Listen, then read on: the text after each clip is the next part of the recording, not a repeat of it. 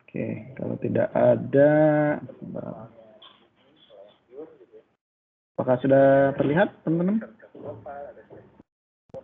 Sudah, Pak.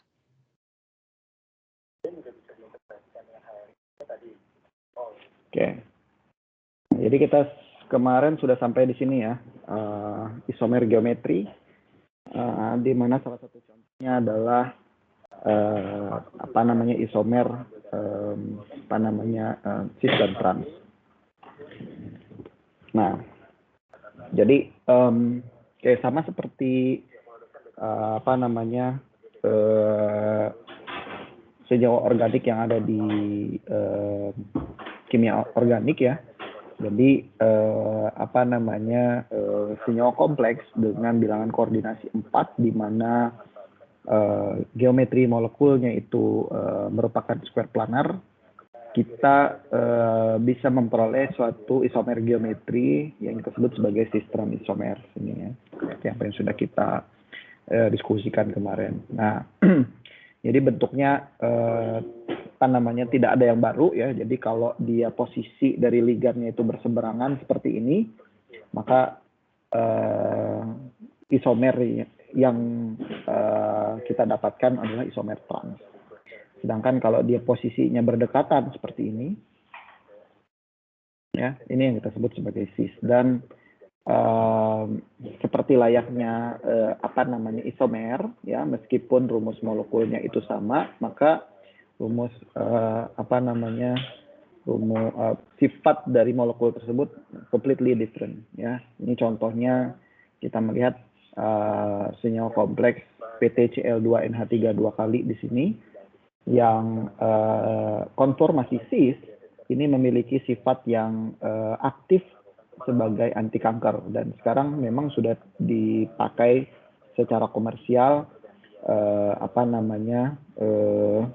sebagai obat kanker di kemoterapi gitu ya.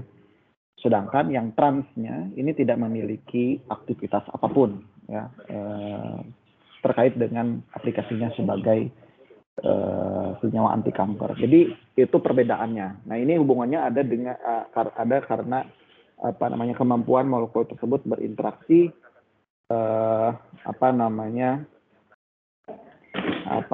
dengan DNA. Jadi DNA itu kan kita tahu dia mempunyai struktur-struktur tertentu ya. Nah, jadi seperti alpha helix dan beta sheet. Jadi ternyata yang konformasi cis ini yang memiliki kemampuan untuk berinterkalasi dengan DNA.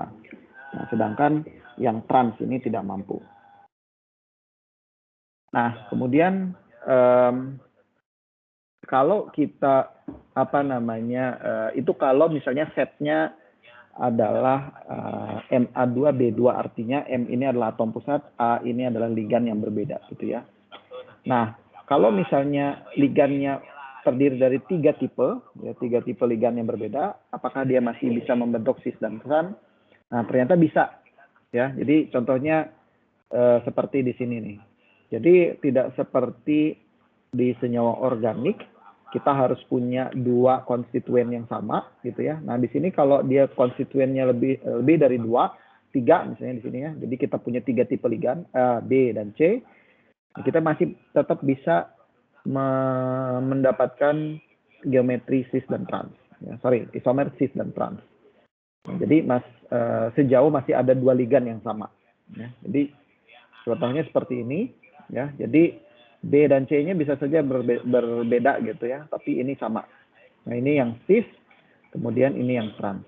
Jadi B dan C-nya ini nggak apa-apa berbeda, ya tidak harus sama. Gitu.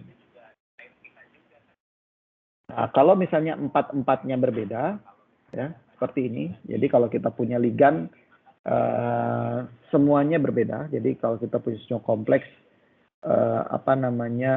square planar, dan keempat ligan yang penyusunnya itu berbeda, maka kita masih bisa mengatakan itu memiliki isomer ya, tetapi hanya isomer trans.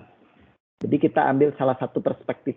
Jadi kita ambil perspektif A, atau ya kita pilih salah satu ligan sebagai titik tolak kita ya, sebagai ininya, sebagai poin tolak ukurnya lah gitu ya. Jadi dia terhadap apa, trans terhadap apa ya, karena ke semua ligannya itu berbeda.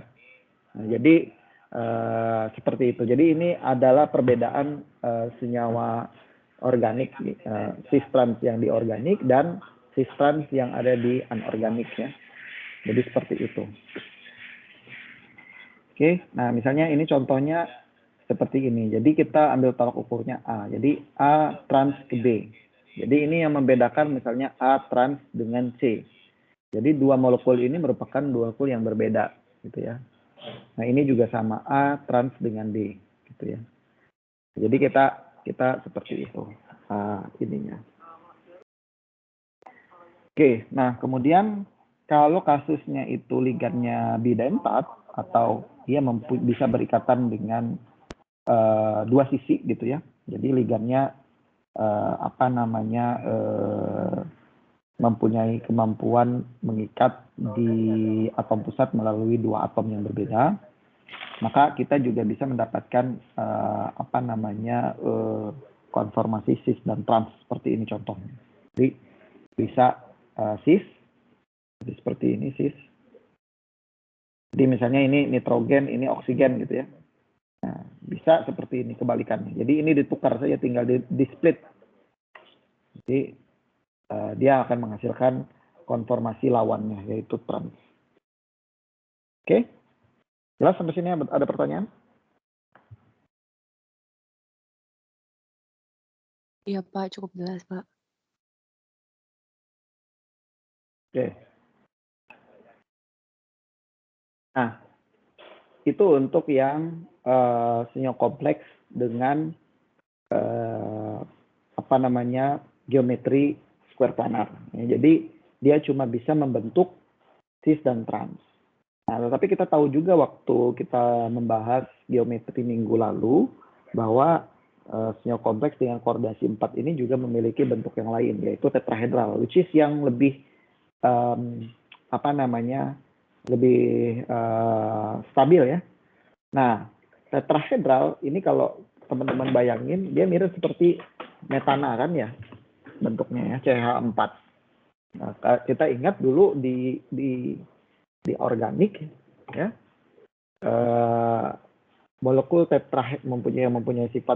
mempunyai struktur tetrahedral dengan masing-masing konstituennya yang berbeda ini bisa menghasilkan isomer yang unik, yaitu yang kita sebut sebagai isomer optik ya. Jadi dia bisa menghasilkan apa yang kita sebut sebagai enantiomer, di mana kalau kita memberikan sinar, dia bisa membelokkan atau memutarkan atau mempolarisasikan sinar ke arah yang berbeda tergantung dari susunan atom di situ, di molekul tersebut. Nah, di sini juga sama ya. Jadi untuk senyawa kompleks dengan bentuk tetrahedral yang ligannya itu semua berbeda. Kalau ligannya sama tidak bisa ya, karena dia harus kiral kan. Jadi kalau kita ingat di organik, kalau salah satu konstituennya itu sama, maka dia tidak kiral lagi. Jadi semua misalnya karbon itu harus keempat konstituennya itu harus berbeda. F, misalnya ini BF, BR, ini Cl gitu. Nah, ini baru yang kiral. Kalau ada seperti ini hidrogen, ini BR, ini Cl. Nah, ini udah nggak kiral lagi karena ini sama. Jadi barangan cerminnya jadi sudah tidak bisa lagi kita superimpose gitu ya. Nah, tidak superimpose lagi gitu ya. Jadi hal yang sama juga kita amati di senyawa kompleks yang memiliki bentuk tetrahedral, jadi ligannya harus berbeda semua, A, B, C, D. Gitu ya. Atau ligannya boleh sama, tetapi dia harus kelat. Ya. Jadi dan dia harus unsymmetrical, bidentat ligan. Artinya logamnya ini atom penghubung ini harus berbeda. Jadi Tidak boleh nitrogen dengan nitrogen. Jadi harus berbeda nitrogen dengan oksigen. Jadi seperti itu. Oke. Nah, kalau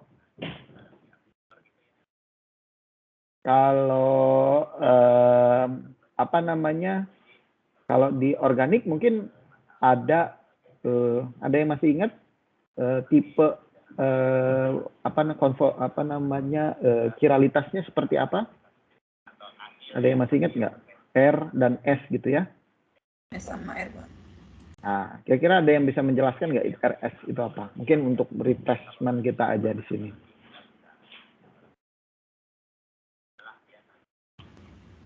Izin coba jawab. Ya. Kalau yang S itu antara 4 itu apa ya? Urutan prioritasnya berlawanan arah jarum jam. Kalau yang R, urutan prioritasnya searah jarum jam. Kalau urutan prioritasnya itu berdasarkan apa ya? Masih ingat nggak? Berdasarkan reaktivitasnya sama berdasarkan besar molekulnya atau atomnya. Besar atomnya, bukan elektronegativitasnya. Elektronegativitasnya iya deh, Pak. Jadi kan yang paling elektron biasanya hidrogen ya, kita tarik ke belakang dulu gitu ya. Kan gitu ya. Kita tarik ke belakang terus nanti dia akan ada kayak kipas gitu kan ya.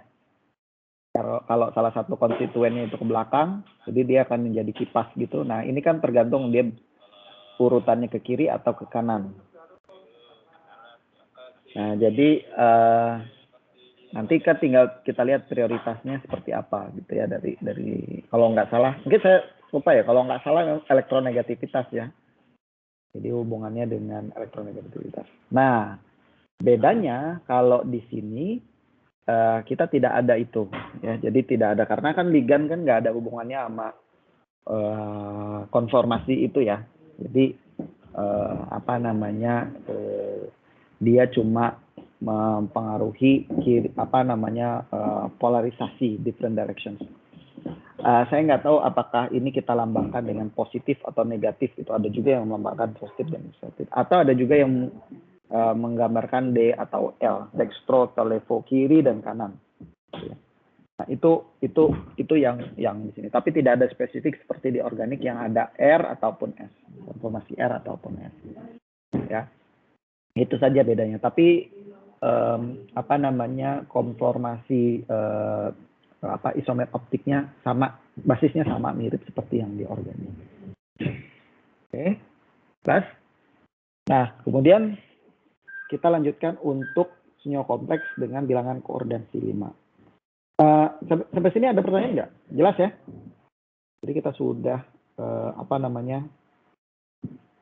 masuk ke yang tadi sudah ke yang intermediate coordination number. Jelas?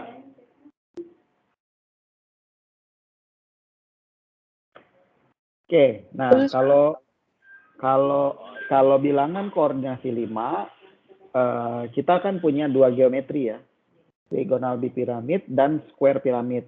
Nah, perbedaan geometri ini sendiri bisa menjadi isomer gitu ya. Jadi karena dia interchangeable. Kalau yang bilangan koordinasi 4 ya, square planar dan tetrahedral tadi dia almost eksklusif gitu ya. Jadi kalau dia sudah tetrahedral itu agak susah untuk berubah menjadi tetrahedral gitu ya. Square planar berubah menjadi tetrahedral. Nah, kalau di bilangan koordinasi 5, senyawa kompleks bilangan koordinasi 5, dia tidak stereochemically rigid gitu ya. Jadi dia tidak rigid secara stereochemical. Jadi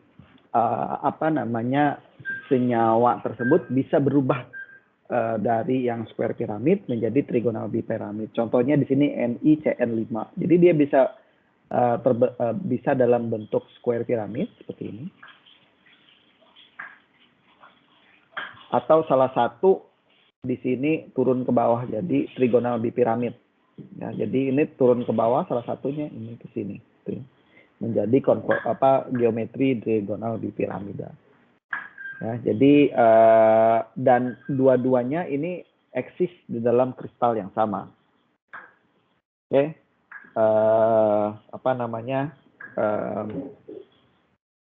itu isomer yang kita temukan kepada sinyal kompleks dengan bilangan koordinasi 5. Nah, ini perubahan ini yang kita sebut sebagai Berry-Sudor rotation. Jadi perubahan dari sinyal kompleks yang bentuknya trigonal bipiramid menjadi square piramid atau sebaliknya. Ya. Nah, jadi ini. Jadi kalau di dalam kristal mungkin dia akan lebih prefer yang lebih tergantung memang dari kondisinya seperti apa, dari mana kristal itu terbentuk. Tetapi biasanya kalau kita melakukan kristalisasi, maka geometri yang kita dapatkan itu adalah yang paling stabil dulu gitu ya. Kecuali kalau kita misalnya melakukan kristalisasi di suhu yang penurunannya itu drastis drop gitu ya, dari pertama misalnya dari ini, jadi square piramidnya belum sempat untuk berubah menjadi trigonal bipiramid, jadi freeze di struktur tersebut. Itu bisa saja kondisi-kondisi tersebut terjadi. Tetapi idealnya kalau kita turunin pelan-pelan, kemudian mengkristalisasi, maka pastinya akan membentuk yang paling stabil terlebih dahulu secara termodinamik. Biasanya ya memang yang trigonal bipiramid. Nah, tetapi hal ini bisa juga terjadi perubahan ya.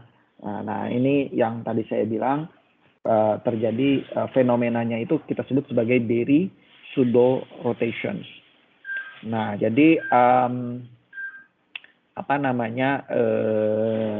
perubahan di mana trigonal bipiramid berubah menjadi square piramid dan sebaliknya berubah kembali menjadi trigonal bipiramid. Ya. Ini contohnya di atom FeCO6. Ya. Nah, ini banyak faktor yang menyebabkan Berry-Sudor rotation ini. Salah satunya yang paling utama itu adalah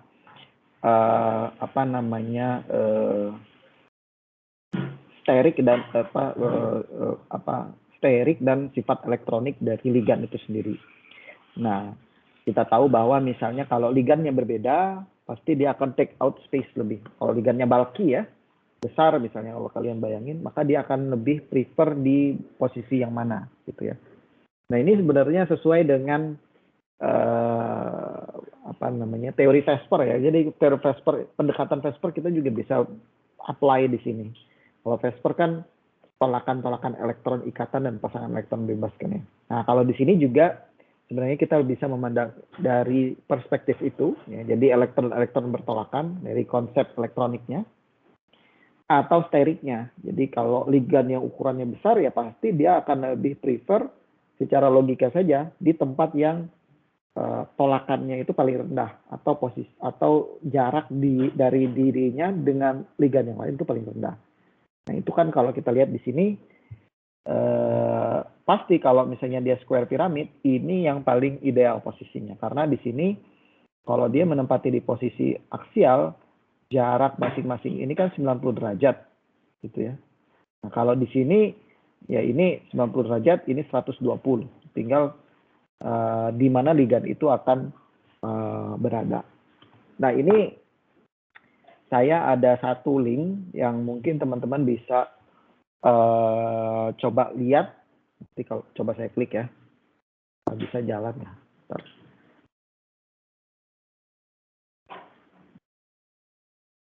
Nah, di sini ada animasi. Kita bisa melihat bagaimana perubahan yang terjadi. Bentar.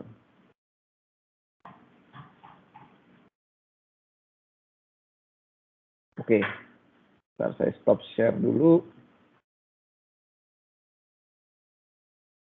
Saya ganti dulu share screen-nya.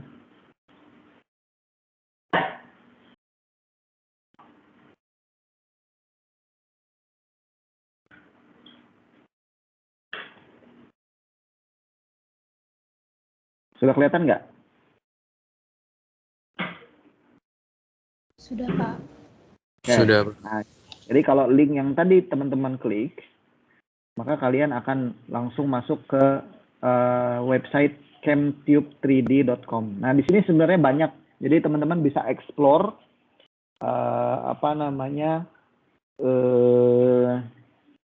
banyak sekali mekanisme-mekanisme, termasuk nanti yang akan kita bahas di sinyal kompleks, teori medan kristal, medan ligan, kemudian Jan Taylor, ada banyak di sini. Atau topik-topik yang sudah kita pelajari dulu di SRSA. Jadi di sini ada semua ya. Misalnya kayak atau penggambaran orbital dan lain sebagainya. Tapi jadi di sini adalah penggambaran secara 3 dimensi. Nanti bisa main-main biar teman-teman lebih bisa membayangkannya kira-kira kayak gimana ya. Jadi di sini dari trigonal bipiramid ini teman-teman lihat. Jadi atom yang merah, anggaplah ini ligan ya. Ligan yang merah dan ligan yang biru ini di posisi aksial. Kemudian yang pink, hijau, dan orange yang di belakang sana itu adalah posisi ekuatorial. Notice nanti dia akan berubah menjadi posisi, coba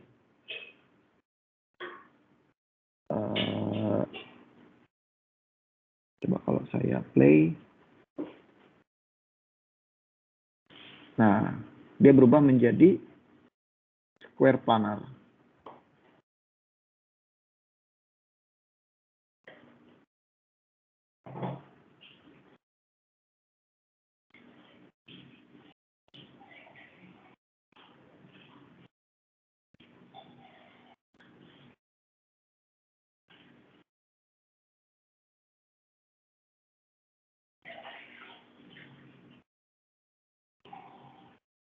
Nah, jadi ini bisa berubah-berubah ya. Nah, jadi seperti itu.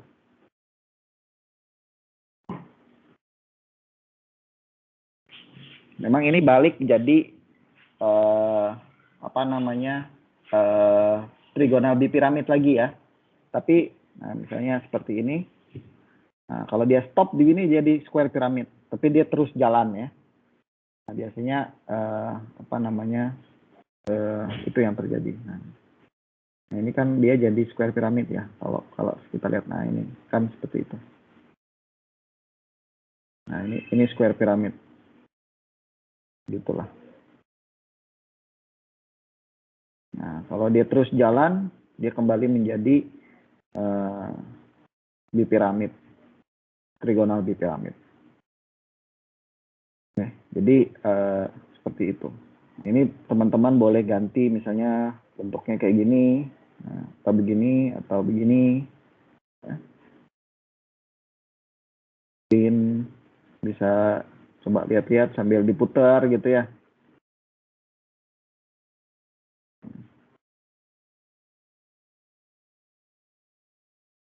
Jadi bisa kelihatan.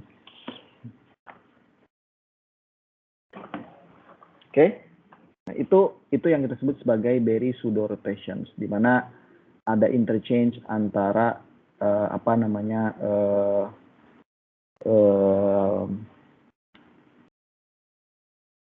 konformasi geometri trigonal bipiramid menjadi square pyramid, kemudian kembali menjadi trigonal bipiramid. Dan fenomena ini kita amati di senyawa kompleks yang memiliki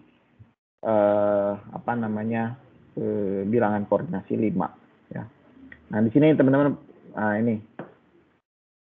Jadi banyak sekali sebenarnya di sini hal-hal yang teman-teman bisa explore ya. Jadi bukan hanya hal-hal yang terkait dengan ini. Nah, ini AB struktur seperti ini, simple solid. Ini perovskite misalnya. Ini struktur molekulnya ya. Jadi memang dibuat untuk membantu kita membayangkan kira-kira seperti apa. Ini struktur kristal ya, nanti kita di LTSK kan seperti itu. Ups. Mungkin kalau tadi di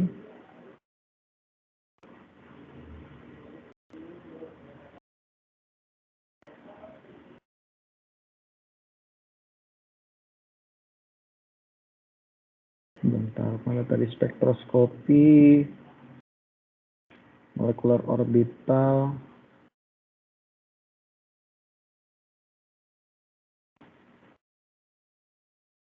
Nah ini distortion. Ini juga sama nih ada. Nanti kita akan lihat nih distorsi oktahedral kompleks yang kemarin kita lihat ya.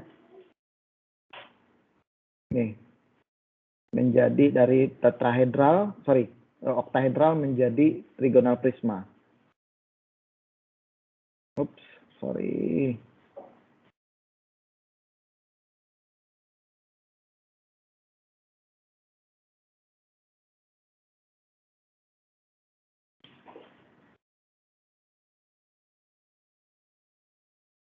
Ya, kelihatan ya. Coba saya spin. Nah, jadi teman-teman bisa lihat, bayangin apa yang terjadi, bagaimana trigonal prisma berubah menjadi oktahedral, seperti itu prosesnya.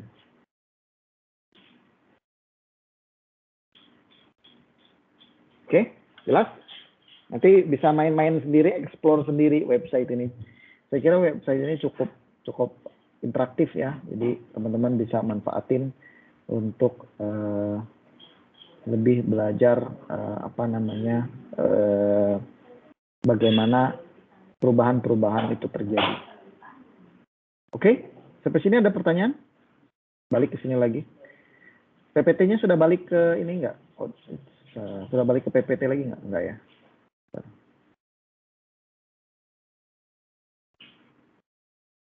Oke. Jelas?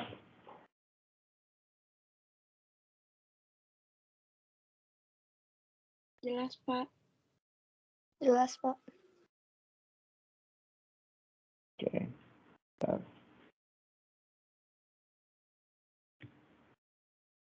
Nah, untuk yang itu tadi untuk sinyal kompleks yang bilangan koordinasinya 5. Sekarang kita masuk ke bilangan kompleks yang sinyal kompleks yang bilangan koordinasinya 6. Nah, untuk senyawa kompleks bilangan koordinasi 6, ini lumayan banyak isomer yang akan kita temukan ya, akan kita dapati. Nah, yang pertama itu adalah isomer geometri. Ya, isomer geometri. Ya. Nah, jadi sama seperti, karena kalau kita bayangin oktahedral itu kan sebenarnya ada square planar yang interchange kan. Ya, jadi ini ada square planar yang intersect di tengah-tengah gitu ya. Jadi kalau square planar tadi kita punya cis dan trans, otomatis di sini juga kita punya sistem trans gitu ya. Jadi kita bisa mulai dari misalnya tentunya kalau semua ligannya itu serupa sama gitu ya, pasti tidak ada isomer kan. Jadi kalau saya punya semua di sini yang kuning semua, pasti tidak akan ada isomer. Jadi isomer itu baru ada di MA4B2. Jadi begitu kalau sudah ada dua sepasang ligan yang sama dengan sisanya berbeda gitu ya. Ini akan menghasilkan cis dan trans. Jadi untuk MA6 dan MA5B, artinya MA5B ini berarti ada 5 merah, 1 kuning kan gitu ya. Nah, itu tidak ada isomer. Tapi kalau misalnya kompleksnya sudah MA4B2, maka sudah bisa ada cis dan trans seperti ini. Sama seperti tadi yang di square planar, ya cis itu posisinya bersebelahan, trans itu berseberangan seperti ini. Cukup gampang. Ya. Nah, kalau kita ganti lagi ligannya menjadi MA3B3 seperti ini. Kalau tadi kan MA4B2. Nah, maka kita akan menghasilkan suatu konformasi baru yang kita sebut sebagai isomer meridional positions dan facial positions. Nah, ini hanya ada di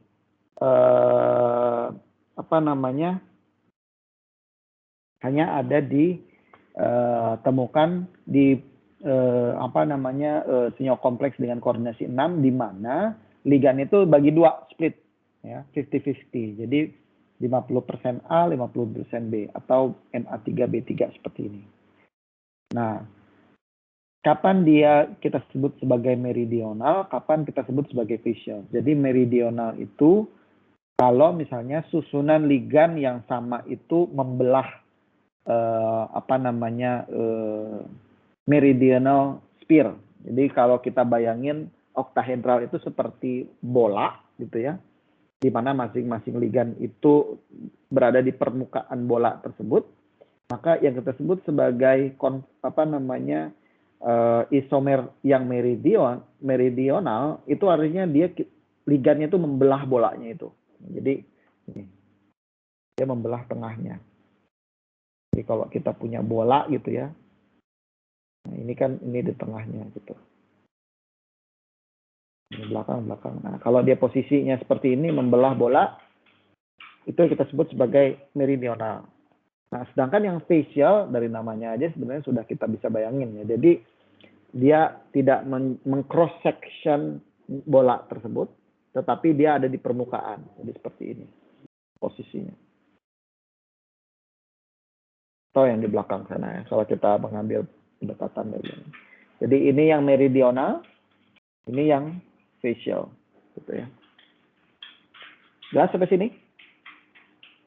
Jadi kita punya dua tipe isomer ya, cis trans sejauh ini ya.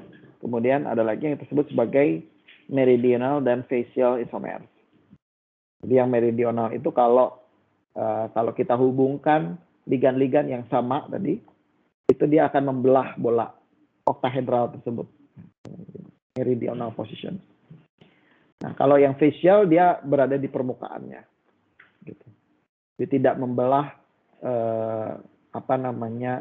kalau kita konekkan lah. Gampangnya gini, kalau kita tarik dari semua ligan yang sama itu, maka kalau dia melewati atom pusatnya, maka dia meridional position. Kalau dia tidak melewati atom pusatnya, artinya di permukaan saja, maka itu kita sebut sebagai facial positions. Oke? Jelas? Jelas, Pak. Oke, cukup straightforward di sini ya. Nah, things get complicated lagi kalau kita punya tambahan ligan lagi yang berbeda. Jadi kalau tadi kita cuma punya 2 tipe ligan, nah sekarang bagaimana kalau kita punya 3 tipe ligan yang berbeda? Ya. Jadi kapan kita akan punya isomer? Nah, sini kita lihat contohnya. Jadi kalau kita punya 3 ligan yang berbeda, maka satu-satunya isomer akan terjadi kalau ligannya itu masing-masing ada 2. Ya, jadi konformasinya itu adalah MA2B2C2. Jadi kalau misalnya dia MA3 misalnya B2C1, maka kita tidak akan menemukan isomer. Ya. Nggak ada isomernya itu. Karena kita nggak akan bisa tuh memilih senyawa yang berbeda. Pasti cuma satu itu aja. Nah, gitu ya. Tapi kalau kita punya ligannya itu 3, terus masing-masing sepasang gitu ya, maka kita akan mendapatkan 5 isomer geometri. Ya. Nah, ini masing-masing. Yang pertama, all trans isomer namanya. All trans isomer ya artinya kita memposisikan ligannya itu semua di posisi trans. Jadi C berseberangan, A berseberangan, B berseberangan. Itu yang pertama. Nah, yang kedua kita akan mendapatkan apa namanya, 2 cis 1 trans isomer namanya. Jadi ada 2 ligan yang posisinya cis, 1 yang trans. Jadi kalau kita lihat di sini, jadi yang cisnya mana aja? Ada yang tahu?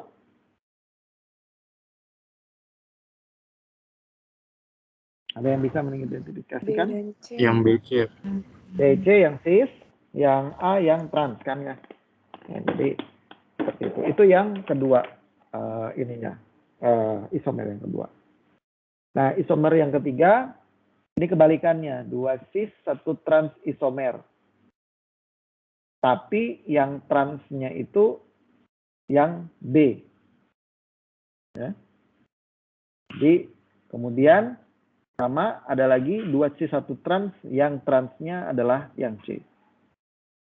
Kan berbeda kalau yang ini transnya A, yang ini transnya B, yang ini transnya C. Nah, jadi itu geometrical isomersnya. Nah, yang terakhir ini enantiomer. Jadi all cis. Jadi kalau semua apa namanya ligannya itu dalam posisi cis, kita lihat di sini A cis, C cis, B-nya ini cis, maka dia akan memiliki enantiomer atau apa namanya isomer optik ya. Jadi ini kan kalau kita kalau bayangan cerminnya itu kita tumpuk, dia tidak superimposable. Jadi tangan kiri dan tangan kanan gitu ya. Jadi itu kalau misalnya apa namanya kasusnya kalau kita punya sinyal kompleks dengan bilangan koordinasi 6 oktahedral, di mana ligan-ligannya itu terdiri dari 3 tipe ligan yang berbeda dan masing-masing sepasang. Oke? Plus? Nah, ini contohnya. Untuk yang facial dan meridional. Ya, jadi tentukan apa namanya isomer apa saja yang dimiliki oleh sinyal kompleks ini. Gitu, ya. Jadi kalau kita tinggal lihat, jadi di sini ada 3 tipe ligan yang berbeda, ya kan? Jadi ada yang trimethylphosphine, kemudian ada hydride, ada alil di sini, ya ligannya. Jadi kalau kita lihat di sini ada 3 isomer yang mungkin dimiliki oleh sinyal kompleks ini. Yang pertama adalah facial, di mana 3 ligan trimethylphosphine-nya ini disusun di permukaan dari spherical dari apa namanya oktahedralnya. Kemudian yang meridional trans namanya seperti ini. Nah, ini meridional, terus ada tambahan trans. Nah, jadi apa teman-teman juga ini di beberapa buku teks apa namanya isomer itu bisa bergabung ya. Jadi isomer itu tidak hanya bisa sendiri gitu keluarnya. Misalnya tadi facial atau kalau misalnya ligannya banyak, tergantung ligannya ya. Kalau ligannya berbeda, bisa ada gabungan antara yang konformasi cis trans dengan facial meridional seperti di sini kasusnya ya. Nah, di sini ada mer trans namanya. Jadi ini posisinya meridional untuk yang trimethylphosphine, tetapi alilnya ini dalam posisi trans. Nah, di sini ada juga mer cis namanya. Jadi meridional tetap sama yang apa namanya trimethylphosphine-nya, tetapi posisinya ini cis. Nah, jadi ada 2 tipe dan ini merupakan senyawa yang berbeda. Oke. Terus? Di sini apakah ada pertanyaan? Dari saya belum ada, Pak. Oke. Nah. Kemudian itu tadi isomer geometri. Nah, kalau tadi sebenarnya di sini ada bocoran sedikit enantiomer ya, termasuk di sini. Nah, di sini kita akan spesifik mendiskusikan untuk optical isomersnya. Jadi paling simple ya, contohnya untuk bagaimana kita bisa mendescribe kiralitas dan optical isomerism di senyawa kompleks oktahedral ini, itu kalau misalnya dia legannya itu bidentat. Contohnya di sini adalah Mn asetil asetonato gitu ya. 3. Jadi ada 3 ligan bidentat sehingga dia menghasilkan senyawa kompleks. Tapi kalau kita lihat di sini semua ligannya ini sama ya. Jadi oksigennya dia terikat dengan oksigen. Ya, jadi seperti ini. Nah, ini ligannya enantiomer. Jadi kalau teman-teman lihat di sini, ini kan aslinya. Contohlah kita ambil tuh. Di sini tetapkan ini aslinya, ini bayangan cerminnya ya. Ini kalau kita tumpuk, dia tidak akan superimpose. Karena kalau kita lihat, ini kalau saya pindahin ke sebelah sana, ini kan tidak ada interaksi ikatan. Nah, tapi di sini ada. Nah, begitu juga di sini. Harusnya ini berikatan dengan yang ini, kalau yang aslinya. Tapi dia berikatan dengan sebelah sini. Ya, meskipun dia sama bentuknya, tetapi sifatnya berbeda. Karena ikatannya berbeda, posisi ikatannya berbeda. Ya. Nah, ini sama juga yang tadi. Kiralitas juga bisa kita dapatkan kalau misalnya dia memiliki 3 ligan yang berbeda, di mana masing-masing satu pasang, dan posisinya kita tempatkan di posisi cis semua. Oke. Nah, ini contoh sifat bagaimana optical isomerisasi itu menghasilkan sifat yang berbeda ya. Kita ambil contoh senyawa kompleks COCl2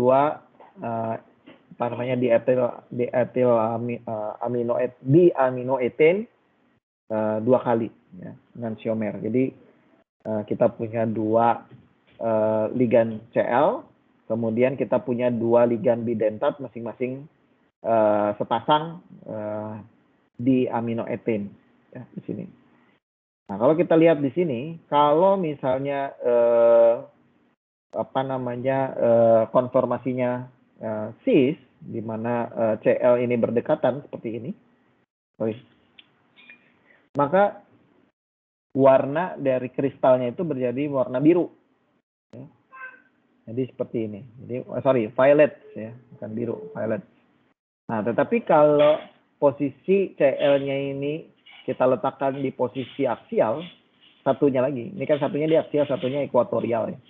Nah, tapi kalau bentuknya kita buat seperti ini, kita paksa si atom Cl-nya itu berada di posisi aksial juga, membentuk trans, ya, konformasi trans, warnanya menjadi hijau. Jadi teman-teman bisa membayangkan posisi ini menentukan sekali ya terhadap sifat fisik dan sifat kimia dari senyawa kompleks gitu ya. Jadi tempat posisi ligan itu terikat itu sangat berpengaruh sekali terhadap banyak hal ya.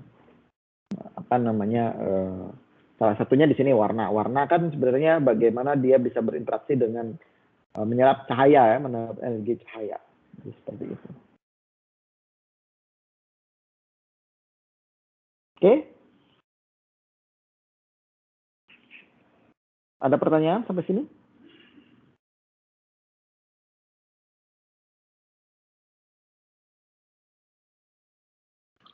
Belum ada, Pak. Belum, Pak.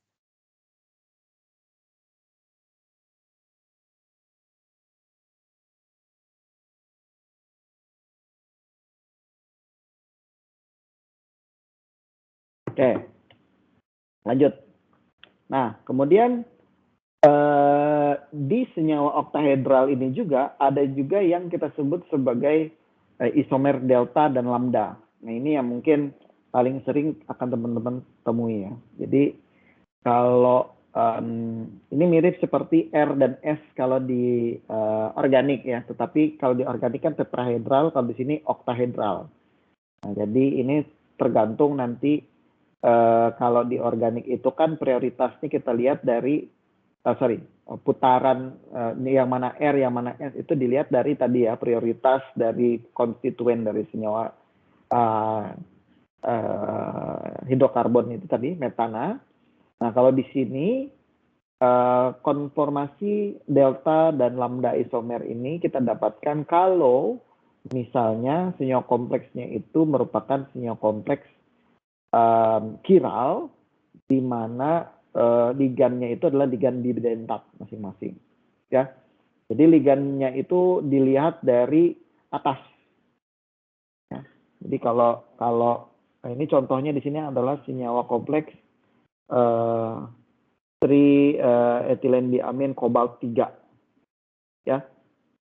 Nah ini kan ini kobaltnya kan di tengah. Kalau kita lihat senyawa kompleks dari atas, kobaltnya itu kan di tengah sini.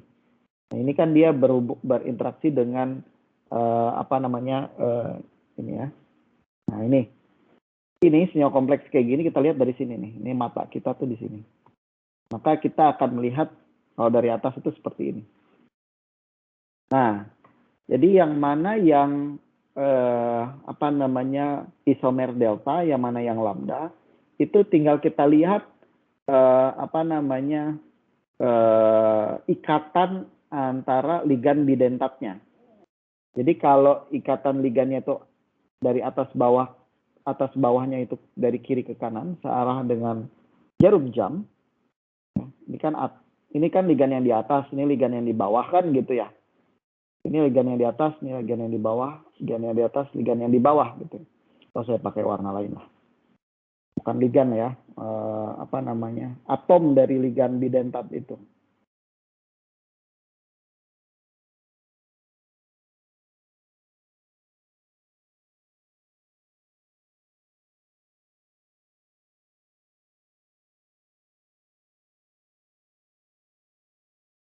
Hapus deh biar jelas.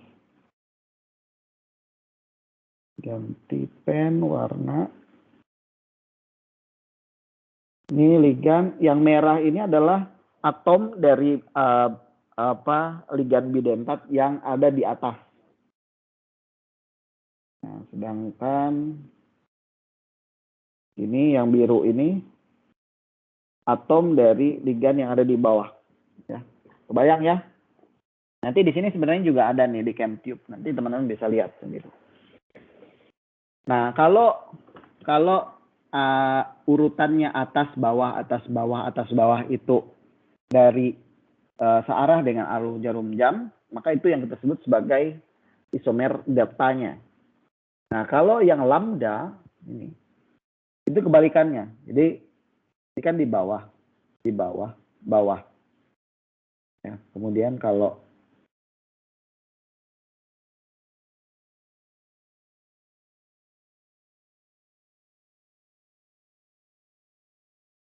saya ganti lagi yang atas.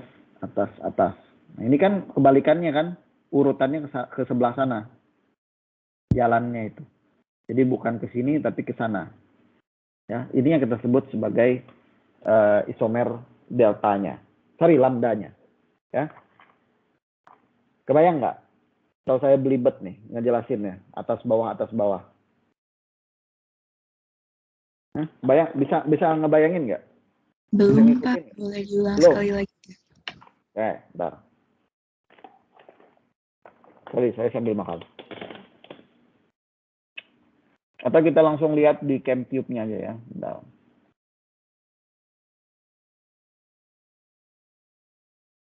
Memang perlu dihayal ya.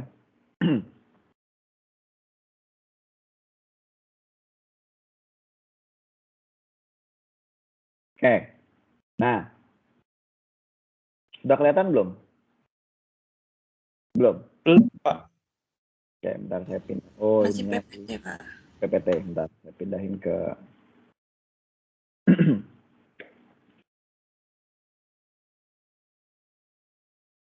stop sharing. Windows. Nah, itu link yang tadi, kalau kalian klik, dia akan ke sini. Sudah kelihatan ya?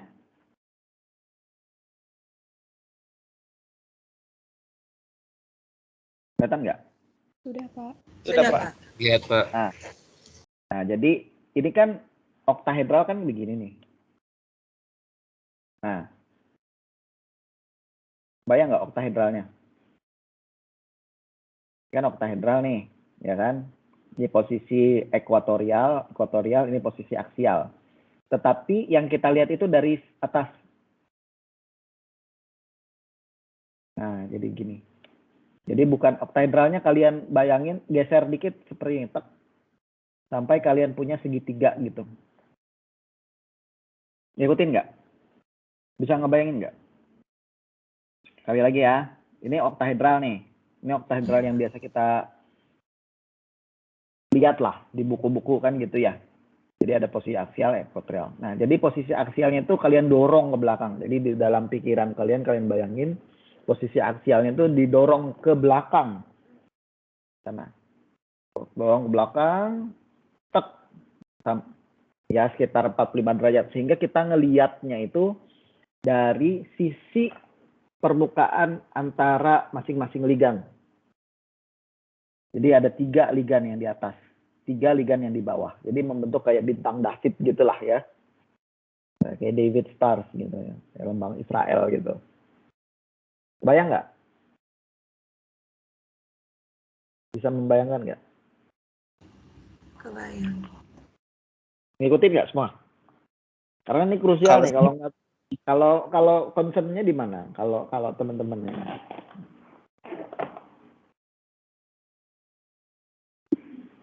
Kalau sudah bisa kebayangkan, saya lanjutkan nih.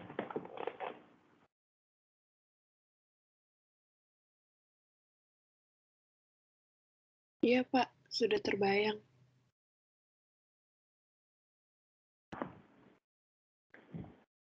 Oke. Nah, lalu selanjutnya, kalau kalian sudah bisa ngebayangin, karena ini nanti kalau kalian ujian, kalian harus ngebayangin ini, gitu ya. Jadi, apa namanya, biar bisa menentukan mana yang delta, mana yang lambda, gitu ya. Nah, kalau kalian sudah bisa merubah perspektif, karena ini yang susahnya, ngerubah perspektif kita bahwa oktahedral itu kayak gitu, terus dirubah cara pandang kita melihat oktahedral itu kan. Nah, itu yang kadang-kadang suka membingungkan gitu. Jadi kalian harus merubah cara ngebayangin kalian melihat oktahedral itu dari sisi yang berbeda. Itu yang agak ribet memang. Nah, oke. Kalau kita sudah bisa merubah cara pandang kita dari yang begini tadi, ini kan oktahedral yang biasa, terus saya tolak ke belakang seperti itu, sehingga kita bisa lihat segitiga gitu ya.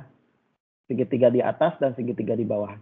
Nah, maka kalau kita punya senyawa kompleks dengan ligan yang bidentat, maka dia akan ada ikatannya itu atas bawah seperti ini. Jadi ini di atas, ya, ligan yang di atas, posisi ligan yang di atas dan posisi ligan yang di bawah, dan ini terhubung oleh molekulnya. Kan molekulnya kan bidentat tadi ya. Nah, gitu. Atas bawah, atas bawah, atas bawah. Nah, ini ya kalau alur, sorry.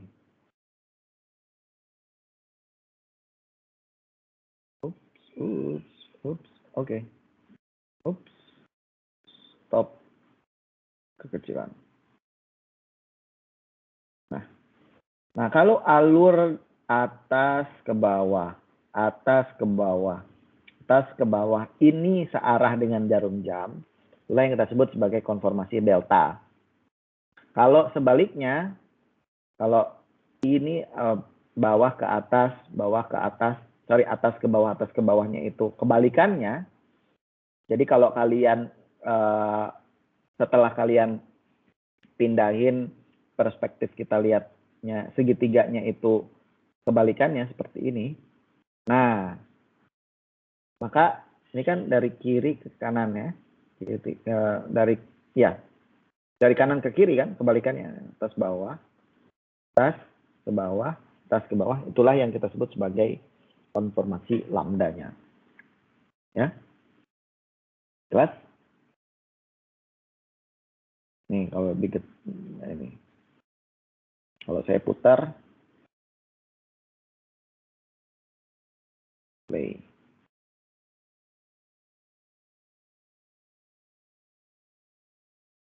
Oh, dia nggak muter ini.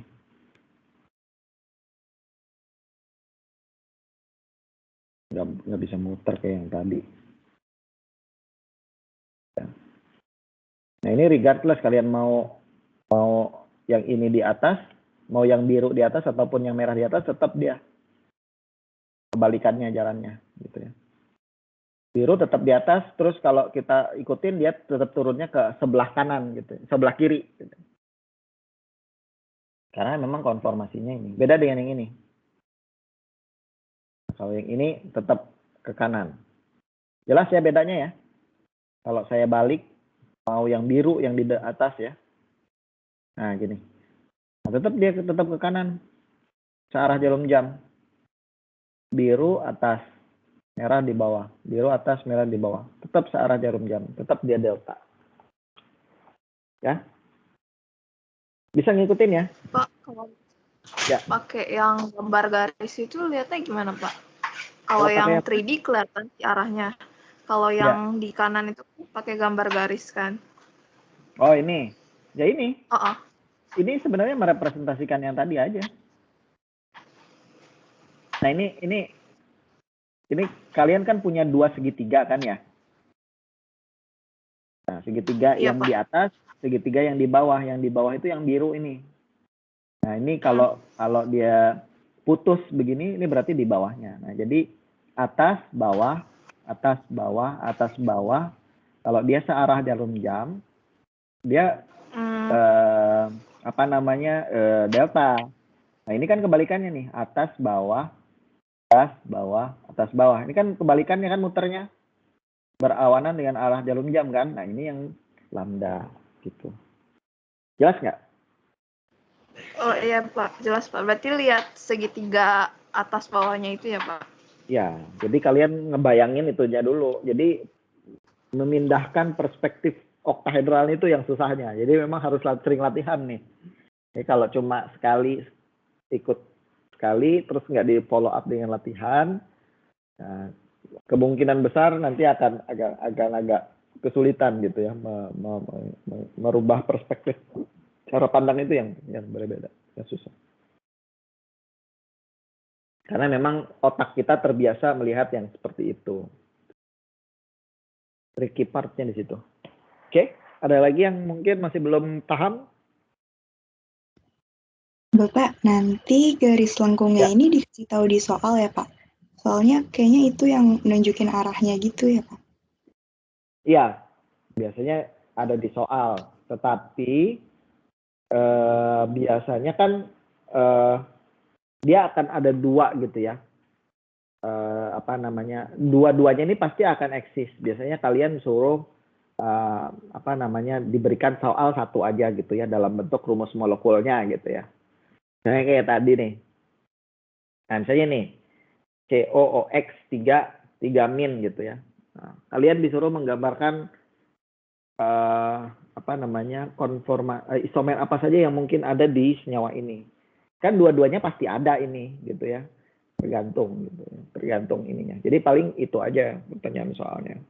Atau misalnya kalau ininya saya hapus, nah kalian suruh menentukan yang ini konformasinya apa, yang ini konformasinya apa gitu. Biasanya sih gitu soalnya. Ya. Oke. Ada lagi yang ingin tanyakan?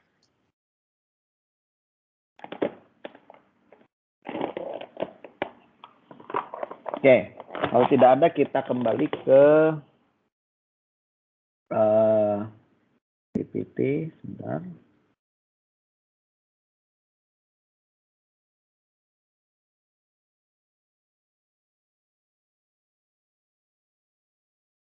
Nah, ini tadi ya.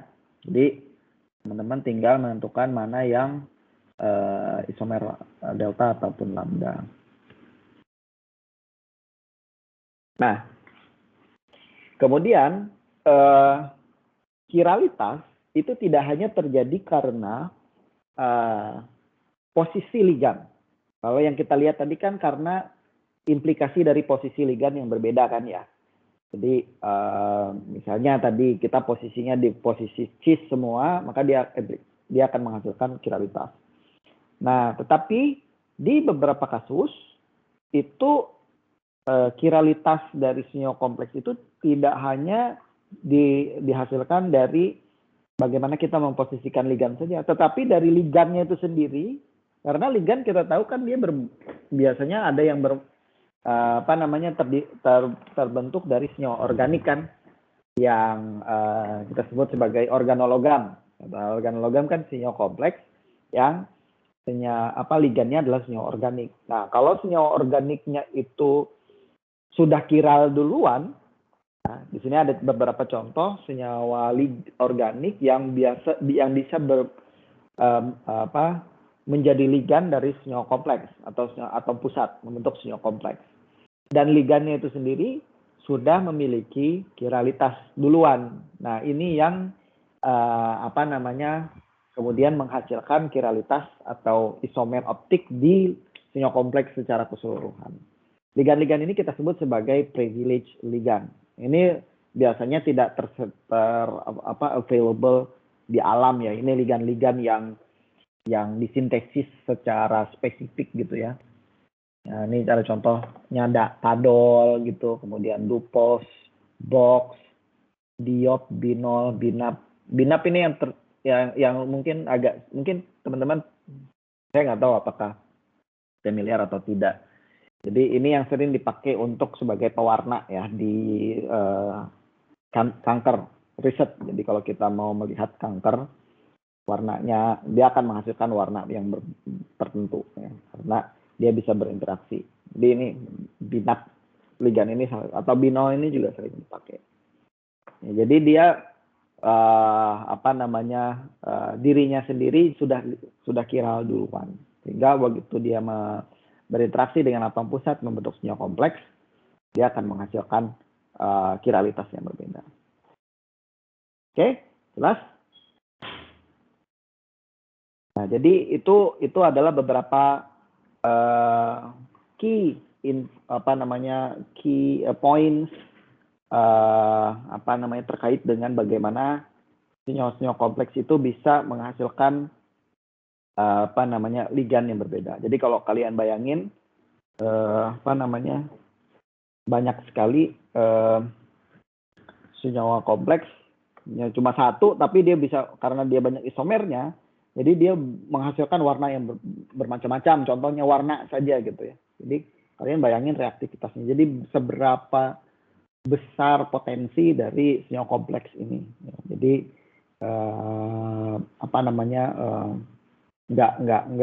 nggak heran kenapa senyawa kompleks ini selalu menjadi salah satu topik yang hot di dalam riset ilmu kimia, terutama kimia anorganik.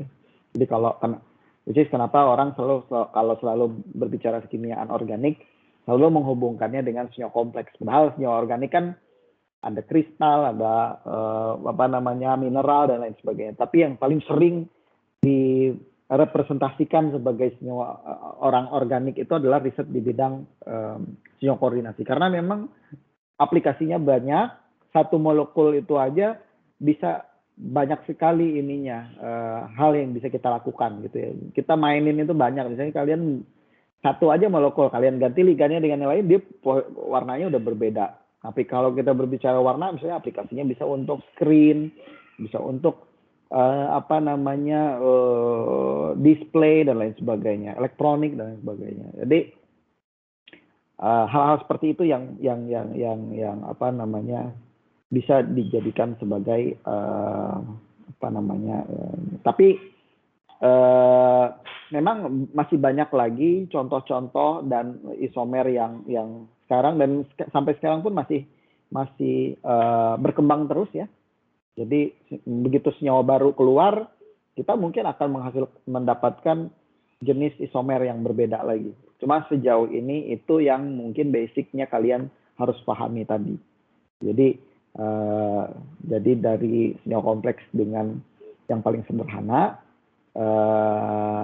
sampai yang oktahedral saja topik bahasan kita di mata kuliah ini. Jadi Untuk yang bilangan koordinasi lebih dari 6, pasti akan ada kiralitas ataupun isomer-isomer yang lain, cuma mungkin akan sangat complicated sekali karena sudah terlalu rame gitu ya senyawanya.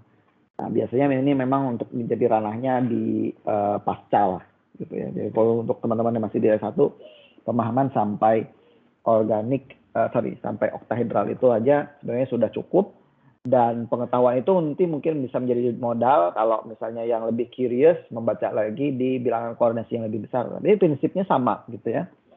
Jadi dari decision tree ya. Jadi dari pembagian ini. Nah, basically kita punya this type of isomers. Jadi senyawa kompleks secara umum ya, mau koordinasinya berapa, dia akan punya ionisasi, hidrat, linkage, coordinations, optical, and geometrical. Jelas? Jelas, Pak. Oke, baik. Sekarang saya lanjutkan ke termodinamika. Mudah-mudahan kita bisa sempat.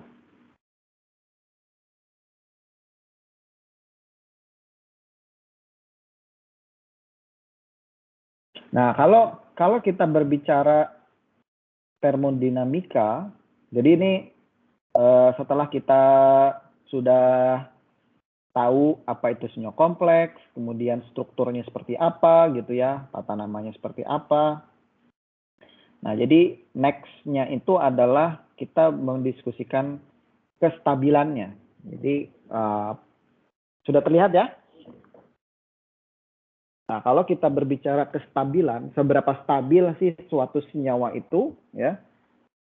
Ini kan hubungannya dengan reaktivitas. Jadi kestabilan itu biasanya berbanding terbalik dengan reaktivitas. Senyawa yang stabil biasanya tidak reaktif. Tapi senyawa yang reaktif, yang highly reaktif, biasanya tidak stabil. Ya, gitu kan ya. Jadi itu udah rule of thumbs-nya, hukum alamnya gitu ya. Jadi, nah, kalau kita kembali ke pelajaran kimia dasar, kalau kita berbicara kestabilan dari suatu senyawa atau mungkin proses secara umum, maka tidak lain dan tidak bukan yang terlintas pertama kali dalam pikiran kita adalah termodinamika kan ya. Jadi hukum 1, 2, 3 gitu. Nah, kalau dalam konteks senyawa kompleks, kira-kira teman-teman bisa ada yang mungkin bisa sharing terkait dengan bagaimana parameter-parameter termodinamika yang sudah dipelajari dulu di di kimia dasar 1 bisa menjelaskan kestabilan dari senyawa kompleks ini. Silakan, ada yang mau sharing dulu nggak?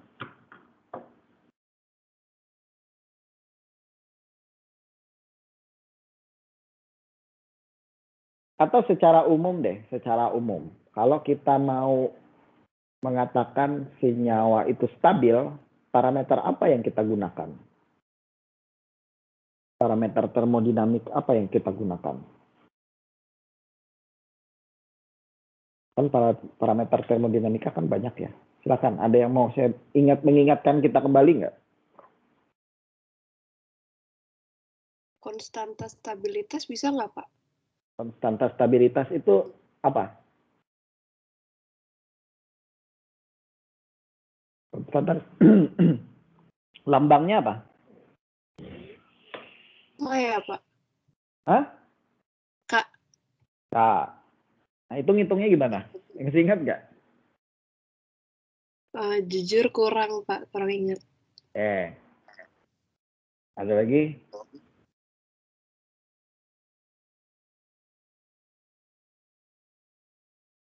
Kalau kestabilan itu ada hubungannya sama spontan tidak spontan nggak?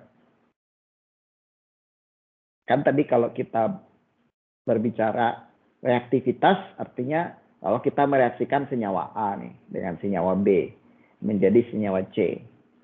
Ya, tadi betul sebenarnya konstanta, bukan konstanta kestabilan ya, konstanta keseimbangan K besar, ya kan? Nah, kalau kita tadi saya bilang senyawa A tambah senyawa B. Nih, kalau saya punya senyawa A tambah senyawa B menjadi C, kita punya nilai K kan? Nah, konstanta C kan rumusnya kan begini. Ya, K besar kan? Ini kan konstanta keseimbangan kan? Nah, kalau nilai K besar artinya reaksinya itu kan cenderung ke sana kan? Cenderung membentuk C, betul nggak? Kalau nilai K kecil, kan dia cenderung ke sana kan? Nah, dengan kata lain, kita bisa nggak menggunakan K ini untuk mendefinisikan kestabilan C? Kalau kestabilan C besar artinya kan dia cenderung harus ke sana dong ya. Karena C-nya stabil kan gitu. Kalau kita ingat postulat Hammond postulat gitu, A plus B jadi C. Nah, ini kalau C-nya itu stabil, maka setelah dia mencapai energi aktivasi di atas, itu kan ini reaksi kan ya, dia turunnya kan cepet gitu, turunnya langsung landai. Kalau dia ke atas begini, produknya itu tidak stabil, produknya itu less stable dan reaktannya, maka dia kan akan cenderung balik lagi ke reaktan kan gitu. Kalau kata Hammond postulat kan. Nah, artinya kita bisa mendefinisikan secara tidak langsung kestabilan C dengan nilai K kan? Semakin besar nilai K, semakin stabil C. Ya nggak? Setuju nggak?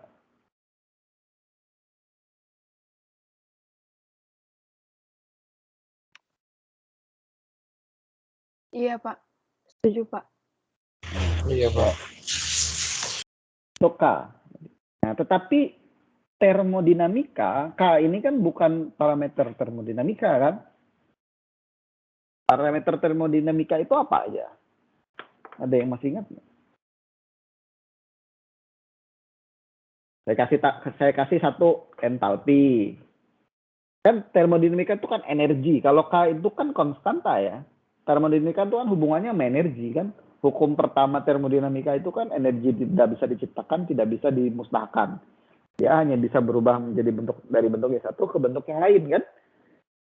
Jadi termodinamika itu ekspresi tentang energi. Nah, jadi kita harus tetap mencari energinya nih. Nah, kira-kira teman-teman masih ingat nggak? Entropi, Pak. Entropi. Energi Gibbs ya? Gibbs.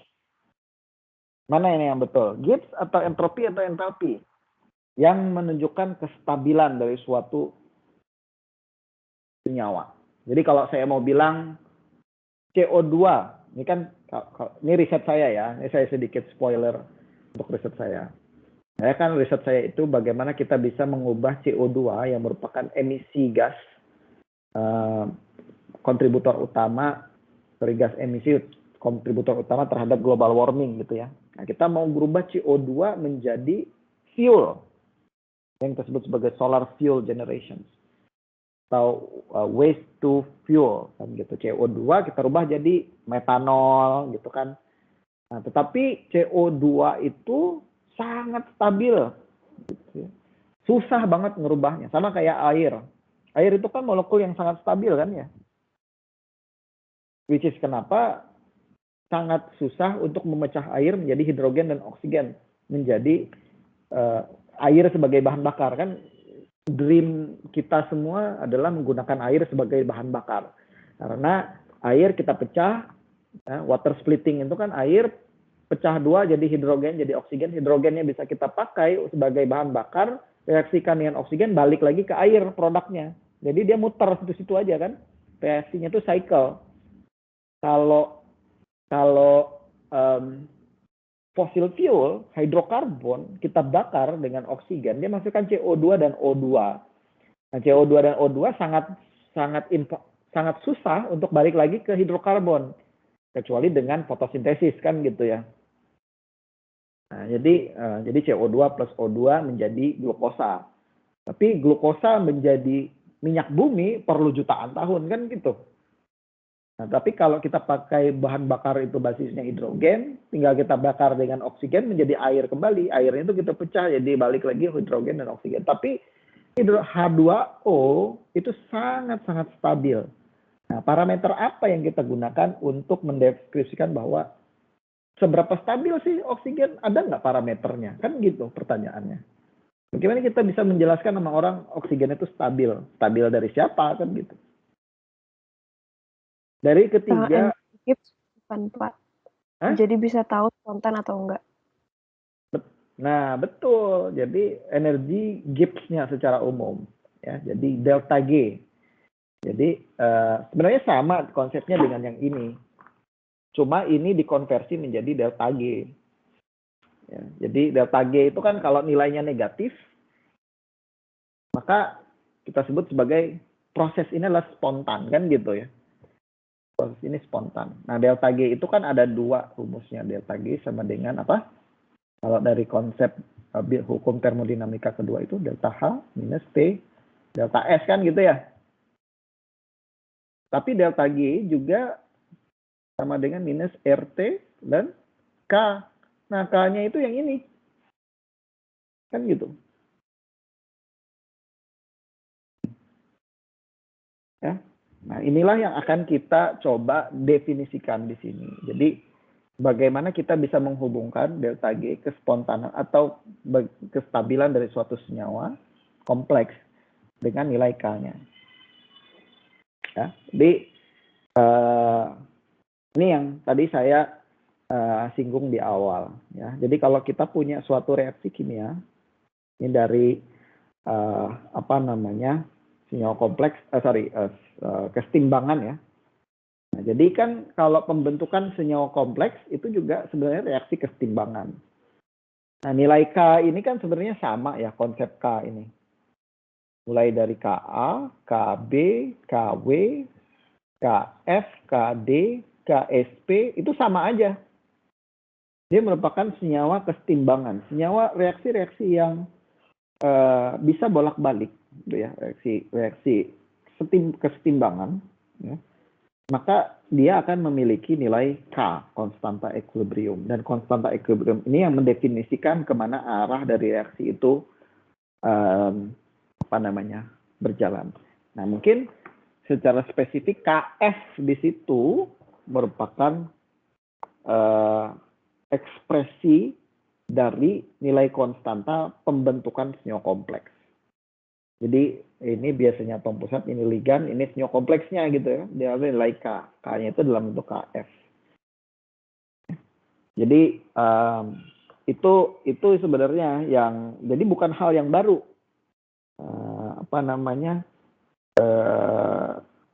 Bagaimana kita bisa menggunakan konsep yang sudah kita pelajari di kimia dasar 2 terkait dengan konstanta kesetimbangan di pembentukan senyawa kompleks. Namun ada beberapa emphasize ya, key points yang harus kita ketahui sebelum kita menerapkan konsep terkait dengan kesetimbangan ini di pembentukan senyawa kompleks.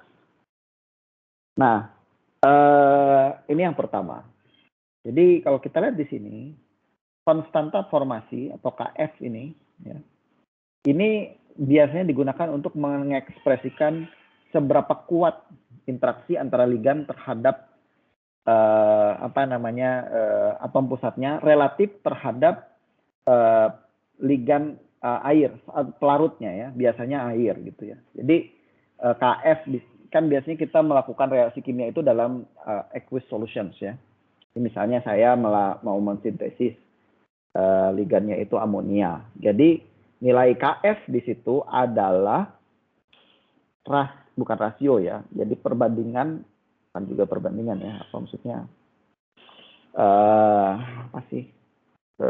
Nanti kalau rasio ada di pembagian gitu ya. Tapi seberapa jauh lah gitu ya. Karena hubungannya tidak proporsional memang. Masih banyak faktor yang lain. Tetapi secara umum dia perbandingan antara seberapa kuat interaksi dari ligan yang ada dengan air atau solvent molekul lah secara umum, biasanya air. Itu yang pertama. Kemudian yang kedua, biasanya pembentukan senyawa kompleks itu terjadi secara step by step. Ya. Jadi kalau saya punya senyawa kompleks yang bilangan koordinasinya 6, jadi ligannya itu tidak tidak langsung berinteraksi atau mengikat atom pusat ke 6-6-nya sekaligus, tapi stepwise. Jadi satu ligan dulu, kemudian ligan yang kedua, ligan yang ketiga, gitu ya, dan seterusnya. Ya. Nah, kemudian nilai dan masing-masing dari sama seperti ionisasi asam. Jadi kalau teman-teman masih ingat dulu di pelajaran asam basa, ada fenomena yang kita sebut sebagai asam poliprotik, ya. Jadi senyawa-senyawa asam yang bisa mengionisasi atau bisa menghasilkan lebih dari satu ion H+, halnya seperti H2SO4. Nah, jadi sama H2SO4 itu kan dia mengionisasi, melepaskan H+-nya tidak sekaligus dua langsung kan, jadi satu-satu. Maka ada nilai Ka1, Ka2. Nah, di sini juga sama. Ya, jadi ligan itu berinteraksi stepwise. Jadi ada nilai Kf untuk ligan yang pertama, Kf ligan yang kedua, Kf ligan yang ketiga, dan seterusnya sampai ya berapapun ligan yang dimiliki oleh senyawa kompleks itu. Itu yang ketiga ya. Sorry, yang kedua, stepwise. Dan yang ketiga, nilai Kf total, sehingga nilai totalnya itu adalah penjumlahan total dari masing-masing step tadi ya. Jadi Ka1, Ka2, Kf1, Kf2, Kf3, dan seterusnya. Jadi total dari nilai Kf-nya adalah penjumlahan dari masing-masing step. Nah, jadi ini yang terakhir, kemudian konstanta keseimbangan often called as Kf tadi. Oke. Jadi, nah, kita ambil contoh ya. Jadi pembentukan senyawa FeSCN 5H2O. Ya, jadi senyawa ini berwarnanya merah, red complex. Jadi sebenarnya yang terjadi adalah waktu kita melarutkan Fe3+ di dalam air, ya, jadi kita biasanya melarutkan Fe ini dalam bentuk garamnya kan, FeCl3 gitu ya, dalam air. Nah, biasa. Kemudian apa yang terjadi? Fe3+ ini akan pertama kali dikompleks oleh pelarutnya. Itu yang pertama terjadi. Jadi proses pembentukan senyawa kompleks itu rata-rata biasanya diinisiasi dari kompleks atom pusat oleh pelarutnya. Dalam hal ini kalau dia dalam air ya oleh H2O gitu ya. Ini proses ini yang kita sebut sebagai proses solvasi ya. Jadi atau kalau pelarutnya air kita sebut sebagai hidrasi. Karena dikerumungi oleh senyawa ligan molekul-molekul pelarut. Membentuk senyawa kompleks juga. Ya. Ini interaksinya senyawa kompleks sudah gitu. Jadi bukan senyawa tapi ligannya itu adalah molekul-molekul pelarutnya. Nah, di sini karena yang stabil itu dia dalam bentuk senyawa oktahedral, ini hubungannya dengan elektron countingnya ya, aturan 18 elektron. Ini dia biasanya kalau logam ion Fe3+ akan dikerumungi oleh 6 molekul air membentuk Fe6H2O 3+. Nah, kemudian kita tambahkan ligan yang ingin kita buat, misalnya KSCN gitu ya, biasanya kan gitu. Kalau teman-teman nanti praktikum tuh bisa gitu. Nah, tergantung nanti berapa mol yang kita tambahkan di sini. SCN-nya terionisasi kan dalam air menjadi K+ tambah SCN-. Nah, SCN ini yang kemudian mereplace salah satu ligan tadi. Ya. Nah, nilai Kf itulah tadi, makanya tadi poin yang pertama, nilai Kf itu adalah seberapa kuat. Kalau ligan yang datang yang kita berikan kemudian itu lebih kuat interaksinya dengan air, maka dia akan mereplace air tersebut. Kemampuan itulah yang kita sebut sebagai nilai Kf. Ini. Ya. Nah, kalau nilai KF besar, kan gitu ya, maka the incoming ligand yang kita tambahkan SCN tadi, artinya dia mengikat lebih kuat daripada solventnya. Jadi dia lebih dominan kan, dia mengganti. Jadi kan sesuatu yang diganti itu harusnya lebih kuat gitu. Tuh. Misalnya contoh, ini apa namanya analogi warung kopi aja ya. Jadi pacar kalian misalnya ya. Udah lama nih pacaran, kemudian ketemu cewek baru. Nah, jadi cewek baru selingkuhan itu pasti lebih keren daripada pacar yang lama kan gitu.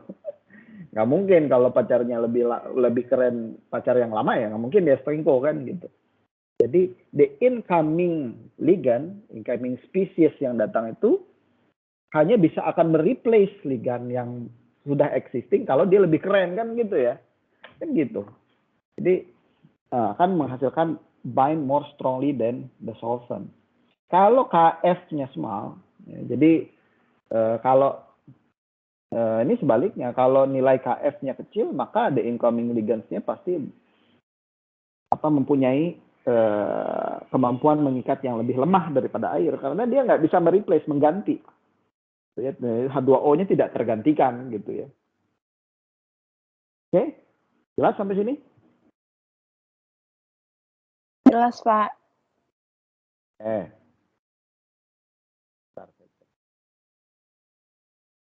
Mungkin saya stopnya sampai di sini. Mungkin ada 5 menit lagi ya. Jadi saya.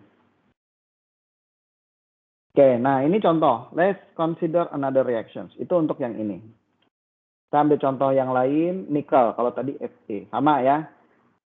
Nikel kita masukkan ke dalam air, biasanya dalam bentuk NiCl3 gitu ya. Kemudian dia sama kayak Fe tadi akan dihidrasi oleh 6 molekul air membentuk senyawa oktahedral. Kemudian kita tambahkan amonium hidroksida misalnya NH4OH. Nah, kemudian dia akan terionisasi menjadi NH3. Nah, NH3 ini akan mengetek atau menyerang gitu ya. Nah, di sini NH3 ke-6 NH3 ini akan menyerang atau mengganti molekul air tidak sekaligus, tapi step by step. Ya. Jadi secara umum ada 6 step. Ya. Jika cis dan trans itu kita ignore ya. Jadi kalau dia random lah gitu ya, nyerangnya, menggantinya ya. Molekul NH3 pertama datang ke senyawa kompleks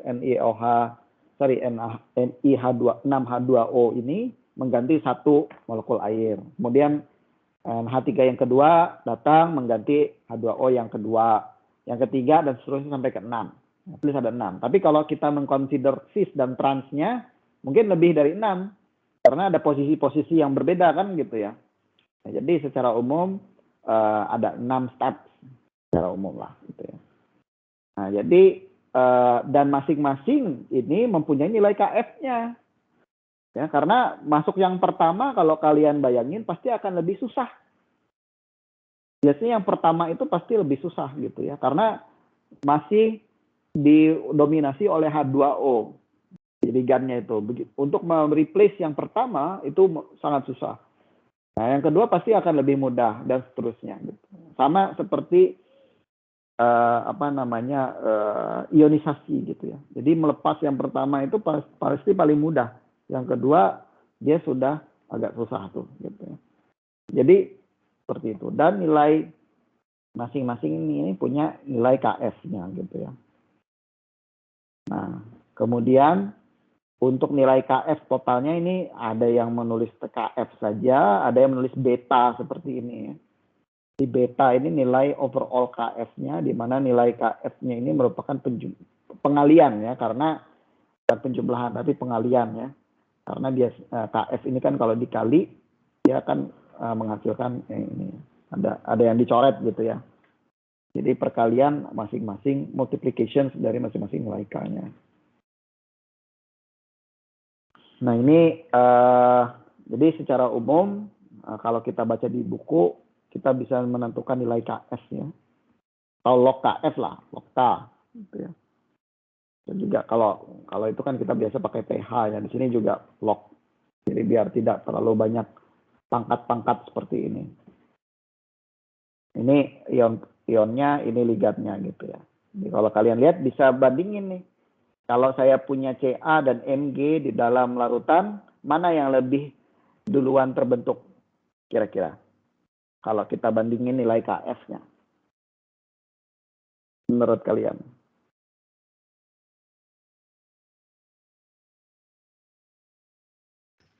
Yang nilainya lebih besar ya, Pak? Ya. Siapa tuh? Mg atau Ca? MG. Mg. Mg. Ya. Jadi berarti dapat ya esensinya ya. Jadi nah itulah yang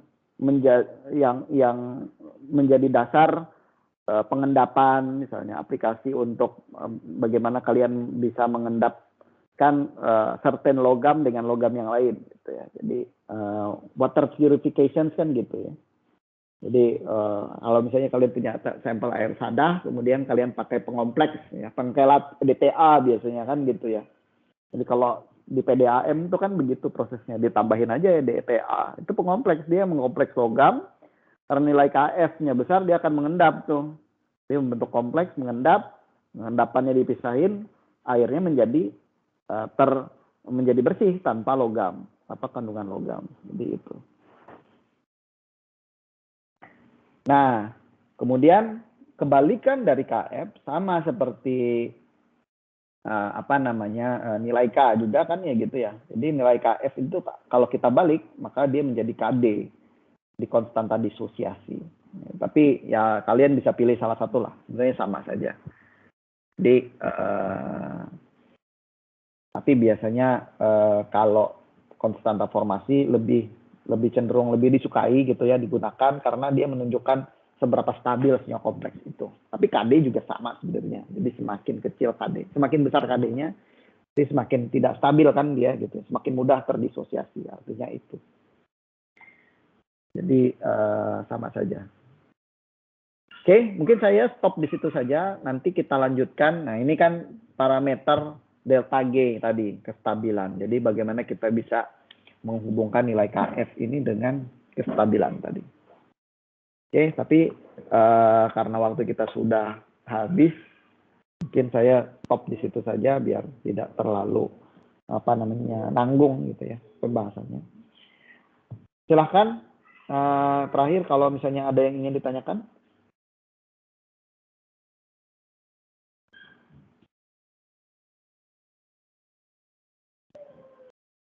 Dari saya belum, Pak. Ya.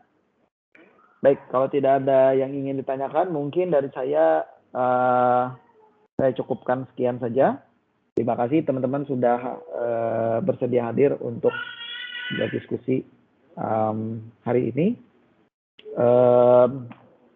Nanti mungkin sudah bisa saya berikan tugas ya. Nanti mungkin saya coba cek dulu di bukunya mana yang akan bisa saya berikan. Nanti lewat Sarah seperti biasa infonya ya. Oke, terima kasih sekali lagi. Sampai ketemu minggu depan untuk kita melanjutkan diskusi kita terkait dengan kestabilan dari senyawa kompleks ini. Oke, salam sehat selalu, selalu jaga protokol kesehatan. Kita ketemu lagi minggu depan, insya Allah. Terima kasih atas perhatiannya. Saya ucapkan assalamualaikum warahmatullahi wabarakatuh.